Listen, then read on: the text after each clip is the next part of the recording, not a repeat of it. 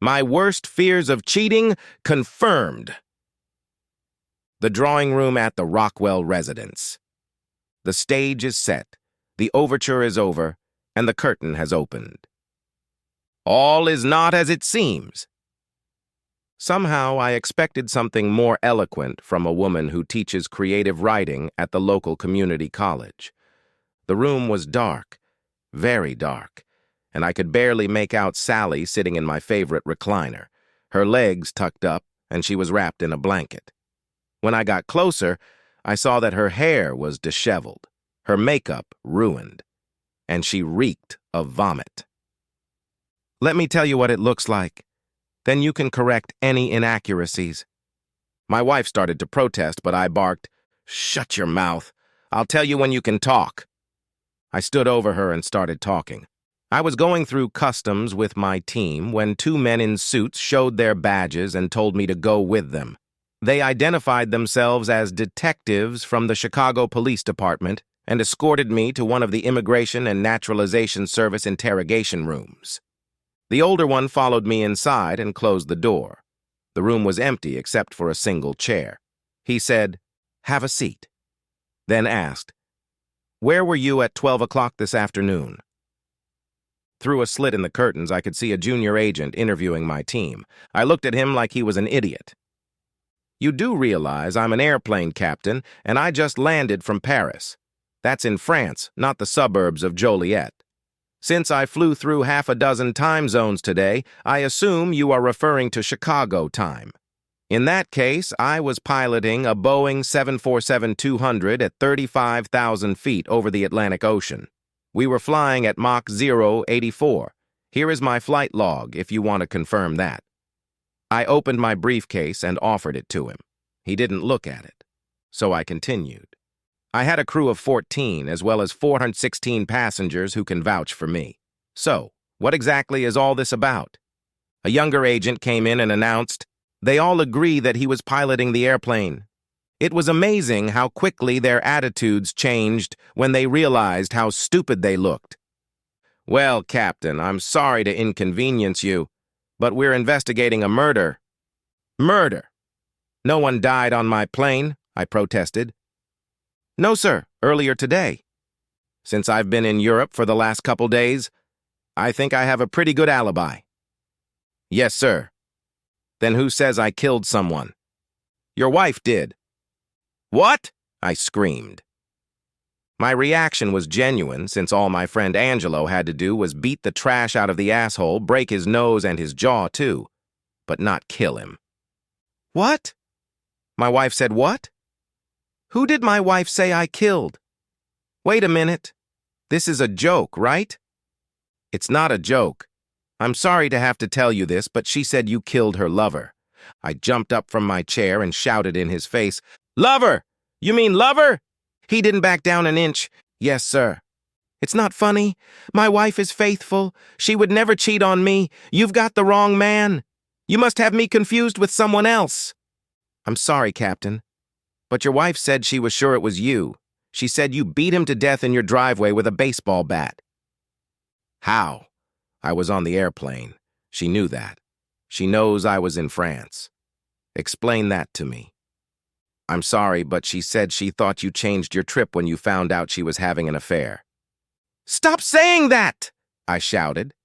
"My wife is not having an affair. She would never betray our wedding vows." The detectives stared at me with incomprehensible looks.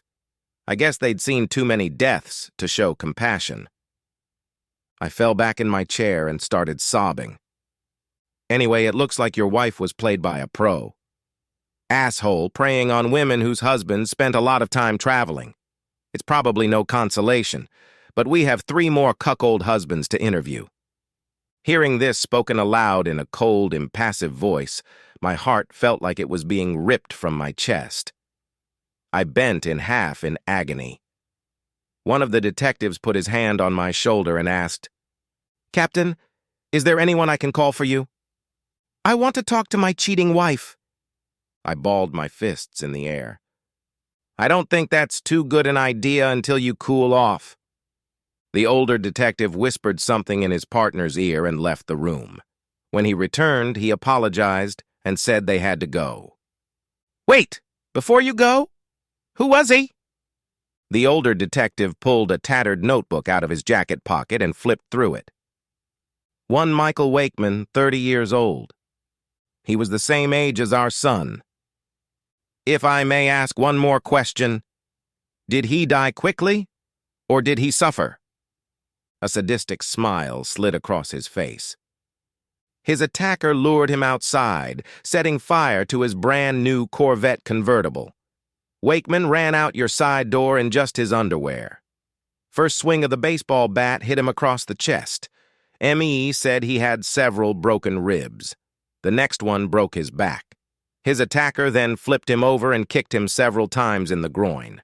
Shortly before the car exploded, he delivered a fatal blow to his skull. Paramedics said he was still moaning and spewing blood from his ears and mouth when they got there. He lingered for a couple minutes before his heart failed. So yeah, he didn't die peacefully at all. I tried not to make my smile too obvious. I should probably warn you that your wife may not be there when you get home. The house was damaged when Wakeman's car exploded. All the windows on that side were blown out and there was some fire damage. Part of me wanted to scream with joy, but instead I covered my face with my hands and started sobbing again. Reality hit me and I stayed in that room, unable to move until someone from INS knocked on the door and said they needed a room. Somehow I managed to find my car and drive home, or what was left of it. So now you tell me, what's not what it looks like? A month earlier, a quiet suburb west of Chicago. In the late 1960s, there was a TV show called Bewitched. One of its quirky characters was Gladys Kravitz, a local resident who was often shown peeking out from behind the curtains in the Stevens house. In my neighborhood, the role of Gladys is played by Angelo D'Agostino, an elderly widower who lives directly across the street from my house. Ever since Marie, his wife of 52 years, died last fall, Angelo has spent his time keeping track of comings and goings. On weather days, he sits on his porch and greets passers-by. When the weather is bad, he sits in the house by the window and waves to everyone. Today was July 15th and the weather was perfect. Angelo was keeping watch, dressed in an old shirt, black shorts, and knee-length black socks. Most people, especially my wife, avoided him like the plague because he's a damn repulsive type. Since I was away on long business trips several times a month, I was grateful to Angelo for looking after my house. He always waited for me to come home and initiated me into the local gossip. I usually gave him an inexpensive gift from my trip.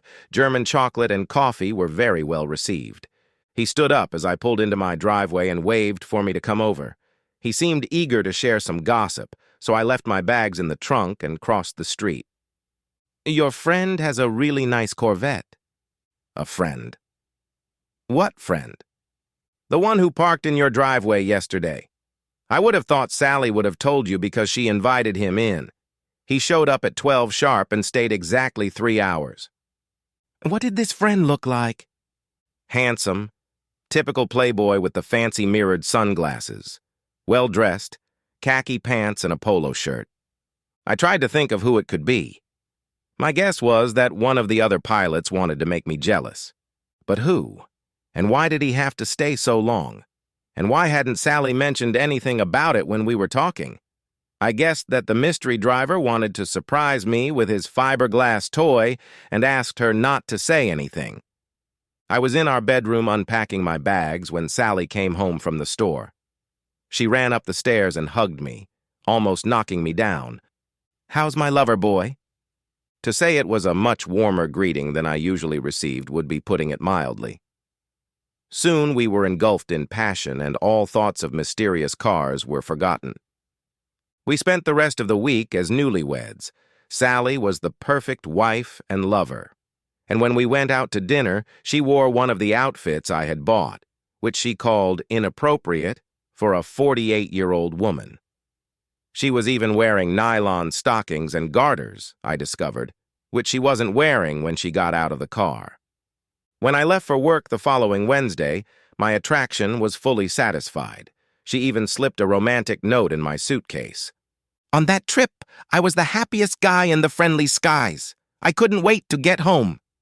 Unfortunately, Angelo dropped the bomb on me again. That friend of yours on the Corvette stopped by again yesterday. I pressed him for more details. He's a younger guy. He laughed and said, well, all younger than me. I think he would have been about 30, maybe 35. He also seems to be in good shape. Very punctual. Got here at noon and stayed until 3. Who? Was this mysterious visitor? I thought. Once again, Sally came home while I was unpacking. I walked down the stairs and was rewarded with a bear hug and a kiss from Sally.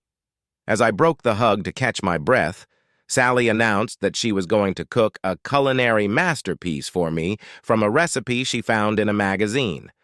She had bought a couple of expensive steaks and was going to feed me like a real man. She has to run to the grocery store for the last ingredient. But you take it easy while I cook, she purred, handing me a beer. Red lights flashed and alarms howled in my head. In 30 years of marriage, my wife had never once brought me a beer or told me to relax when I got home from a trip. She always had a to-do list to hand me before I even took off my uniform. That quiet voice in my head said she was feeling guilty and trying to make herself feel better. I decided to poke around a bit to see if I could find anything wrong. As soon as her car pulled out of the driveway, I ran outside and started rummaging through the trash cans to see if I could find anything. I didn't know what exactly I was looking for. Maybe empty contraceptive wrappers. They weren't filled with anything but normal, everyday trash. I went back to our room and began to carefully rummage through the drawers of her underwear. Sally had never given me the slightest reason to question her fidelity, so I felt guilty going through her underwear. Nothing. I checked the bedside table. Just the same junk that had been there for years. Then I opened the hamper in Sally's bathroom. It was empty. Then I noticed that the bedding was freshly laundered. That seemed odd to me, since it had been changed the morning I left. But I would need much more than clean sheets to confront her. I spent a few minutes going through all her shoeboxes. This woman has a lot of shoes, also to no avail. I looked through her closet, but didn't notice anything new. Everything looked normal, and I had to interrupt my investigation when I heard the door open. "Where's my jet driver?" she called out. I decided to wait until morning to see if Sally had mentioned her mysterious visitor. After all, I knew there had to be a simple explanation.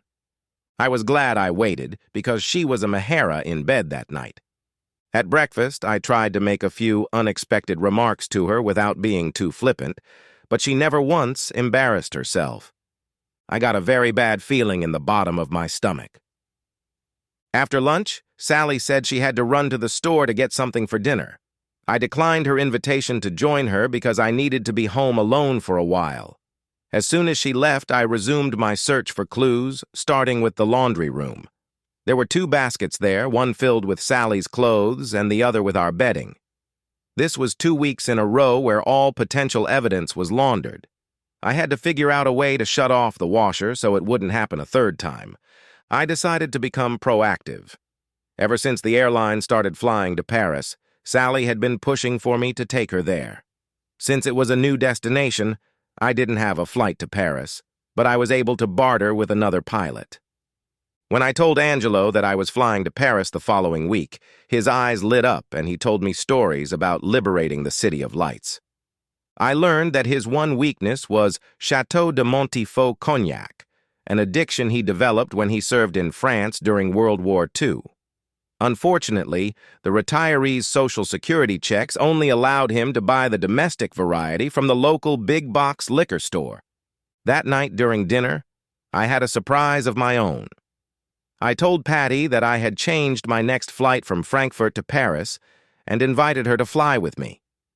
I promised her a day of shopping on the Champs-Élysées, followed by dinner at the Jules Verne restaurant at the top of the Eiffel Tower, followed by a romantic moonlight cruise on the Seine River. Sally flatly refused me. When I asked her why she didn't want to fly, she hummed and mumbled something vague about being too busy to go. I pleaded with her to change her schedule and asked, what could be so important that it couldn't wait? Again, she challenged me and said, Maybe we could do this another time. Things were not going well in our marriage. For the rest of the week, I was more zombie than human. I couldn't look at Sally without bile coming to my mouth. During the night, I rejected her advances. She kept asking me what was wrong. I never answered. On the morning of the day of my trip, I made another attempt to talk Sally into spending a romantic 36 hours in Paris. I put my hands on her shoulders, looked straight into her eyes, and pleaded, "Please pick me." Again, she said, "No." I almost told her my suspicions, but I knew I couldn't prove them. So I held my tongue. The last thing I did before I left was cut the cold water hose for the washing machine. Not very hard, but enough to discourage Sally from doing laundry. He started spraying water all over the wall. The laundry room floor was sloped toward the drain, and when the water rose a couple inches, water ran down it. I closed the door and was pleased to see that it wasn't seeping under the wall. Sally would have to go to the laundry room to detect the flooding. On the way to the airport, I was immersed in my thoughts and a little worried about whether I would be able to concentrate enough to fly the plane. Hundreds of people were putting their lives in my hands, and I was doing my best to suppress everything but doing my job. My co-pilot realized something was wrong after we lifted off and offered to take over the controls. I said I must have been sick with something and took an early break. The crew has a rest area in the back of the plane, and I spent the next hour tearing my soul apart. When we landed, I apologized for being sick and said I would spend all my rest in bed. Angelo said the visitor arrived at 12 sharp. I took a calculated risk. He had a reason to stick to that schedule, and called home at exactly 12:02, hoping against all odds that Sally would answer or at least listen to my message as it was recorded. It was picked up by the answering machine after the second beep. "You have reached the Rockwell residence. Please leave a message and we will get back to you as soon as possible." I began. "Sally, my beloved, I am in the most romantic city in the world, but without you, I might as well be in—" I never got to finish the sentence as the recorder turned me off. I dialed 0 for the outside line, then the country code, followed by my city code and home phone number. The phone kept ringing, which meant someone had turned off the answering machine. I could only hope that when they heard my voice, they would end their date. True to my word, I never once left the room during my entire stop. By the time I was sitting in the cockpit, I had come to terms with the demise of my marriage. For a change, Sally was home when I returned from my trip, except she looked like a drowned rat. Without even saying hello, she started loudly telling me how the basement had been flooded and everything downstairs destroyed. She got very upset when I told her I would look at the basement after I changed out of my uniform. I have to admit, I was curious as to why the water didn't go down the drain. I put on my cropped jeans and t-shirt, then went to the garage to get my boots. The first thing I noticed was the laundry basket on the table. I could see our sheets along with a pair of Sally's panties on top. I discreetly slipped them into my pocket. Water was whipping from the copper water fitting, so I asked Sally why she had disconnected the hose instead of closing the faucet. Her answer wasn't very coherent. I found the drain and pulled out some rags that plugged it. Soon a swirl of water formed in the water. I sighed as I watched the water level drop. I told Sally to go upstairs and make some coffee. I used the time to examine the evidence I had gotten. I almost put a hole in the wall but kept my cool long enough to examine the sheets. There was a big stain right in the middle. I moved the basket to where it wasn't easily visible and started running through the inevitable confrontation in my mind as I went through the wet stuff. I pulled out a large plastic garbage bag and began stuffing things into it. 10 minutes later, I was pulling the bags of junk to the curb when Angelo beckoned me over. "Let's go inside. We need to talk." It was the first time I'd ever been invited into his house. He motioned for me to sit down. "Captain." Angelo always called me Captain. "I've known you since the day you were born. Your parents were closer to me than most of my family." He squeezed his hands tightly. "I don't know any easy way to tell you this, but your wife has been unfaithful. When the man in the red Corvette arrived yesterday, I crossed the street and looked in your living room window. I'm sorry to tell you this, but they were kissing, undressing each other. I watched until they ran upstairs. My worst fears were confirmed. It pains me deeply to see how she disrespected you. My friend, I will try to put this as delicately as possible. A betrayal such as this cannot go unpunished. I have, shall we say, connections with a group of individuals who operate outside the law. Some of these people have been indebted to me since we were in business together many years ago. My friend, all you have to do is say the word, and this asshole will never bother your wife again. I swear on the eyes of my grandchildren that no one will lay a finger on her, but she will learn her lesson. I remembered muttering something like, "Thank you, but I'm afraid it's too late." Angelo took my hands in his and said, "But it's not too late to keep her from hurting you again." I turned and nodded my head. "Do it." We spent a few minutes discussing my schedule so I wouldn't be around when justice was served. I was like a blur as I made my way back to my house. Later that night, I remembered that the bottle of cognac I had bought was still in my car. I was still riddled with excitement from our earlier conversation and wondered relentlessly if he was serious. I left the box on Angelo's porch, rang his doorbell, and then hurried back to my house so I wouldn't have to talk to him again. It was dark outside when I rounded the last corner in front of my house. Traffic was stopped by a police car blocking the road. The officer pulled up and said, "Excuse me, sir, but only locals are allowed inside." I pulled out my wallet and handed the officer my driver's license. He looked at the address, then at the name. His face changed to an awkward, embarrassed expression. "I'm sorry, Mr. Rockwell. I could see people standing on the lawns in front of their houses pointing at me as I drove by, some waving at me. There were a couple of big TV station trucks parked on the street, and in my driveway were the remains of a burned-out Corvette, so I had to park a couple of doors down from them. As I got closer, one of the reporters noticed my uniform, and I was soon the center of attention with a dozen questions being shouted out at once. The loudest one kept shouting, "Did you kill him?" I raised my hand and began to speak. The flashes blinded me for a moment. "Earlier today, the Chicago Police Department informed me that my wife was having an affair and her lover was murdered in my driveway. It happened while I was flying an airplane over the Atlantic Ocean. So no, I didn't kill him, but I would like to thank whoever rid society of this piece of human garbage." I rehearsed that line all the way home and hoped I'd get a chance to use it. The policeman shouted, "Let him through!" I thanked him and walked across the yard, stopping for a minute to survey the damage. I thought it would be a good photo opportunity. All the windows were blown out and my garage was a burned-out shell. Fortunately, the sturdy brick walls kept the fire from spreading inside the house. I opened the door and stepped inside. "So now you tell me, what's not what it looks like?" Sally wiped her face with her sleeve. She looked bad. "It wasn't supposed to be like this." "That's impossible," shouted I. "It was supposed to be you and I against the world." I fell to my knees, sobbing. "You destroyed us. You destroyed our family, our life together. You destroyed everything." Sally didn't answer, but I could hear her struggling for air. Her breathing was like that of an asthmatic who needed an inhaler. "Why? Why? Why?" I covered my face with my hands and tried to catch my breath. Sally started spewing apologies, swearing she loved me. "I don't know why. You're the only man I've ever loved. I'm so sorry I hurt you."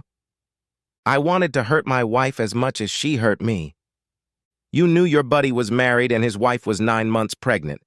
Their child would grow up without a father because of you." "Oh, God, no!" she screamed. "You knew you weren't the only cheater he was making love to. The detective said they had several other husbands who were suspects. You were just another victim to him." She made a sorrowful sound, like I'd never heard from a human being. I swear I was going to break up with him. Today would have been the end of it. I felt so guilty for turning down a trip to Paris.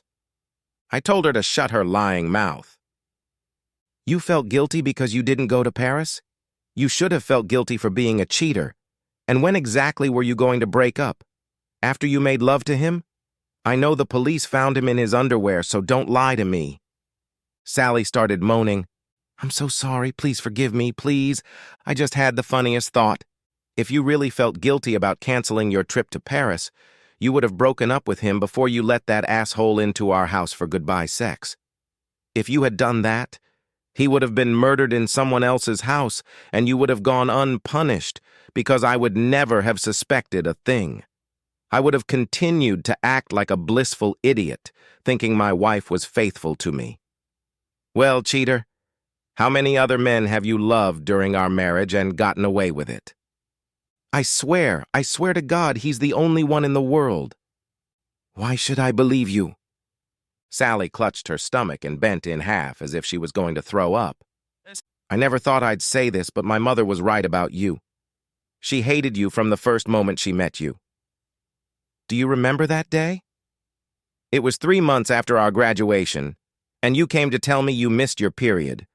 Mom said you did it on purpose to trap me.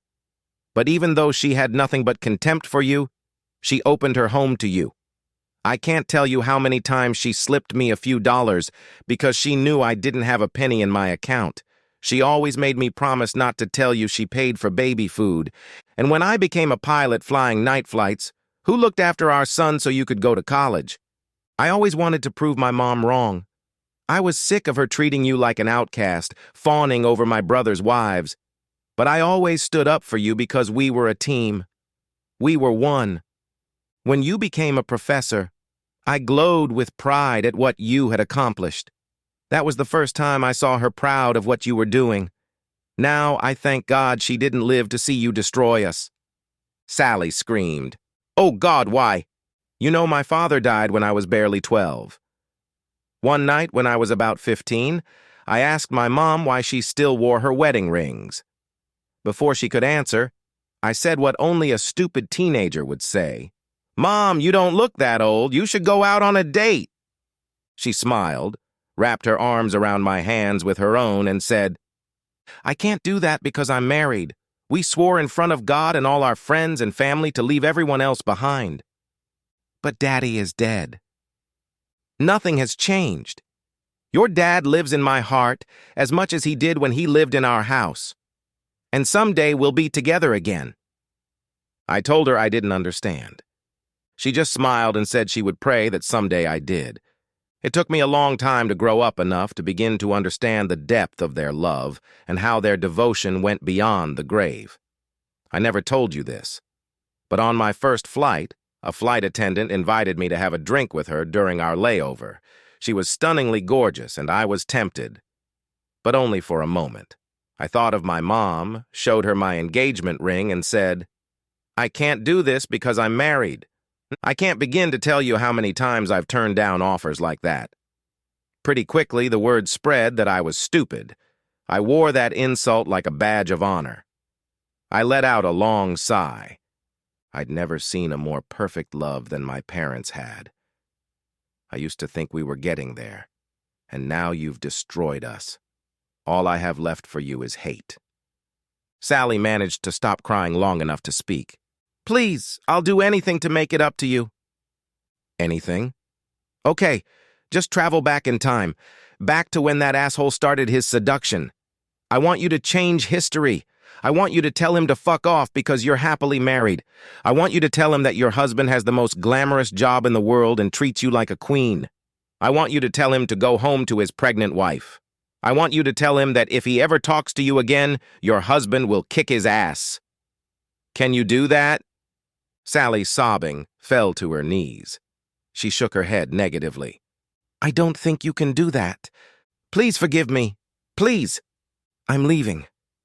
I don't know where I'm going, but I have to get away from you. Sally lunged at me and grabbed my ankle. No, please, please, she pleaded. Let me go or I'll break your arm. She loosened her grip, and I turned and headed for the door. When the door opened, she screamed. He better have killed me too. The traitor must have read my mind. The end! Subscribe to my channel. Thank you.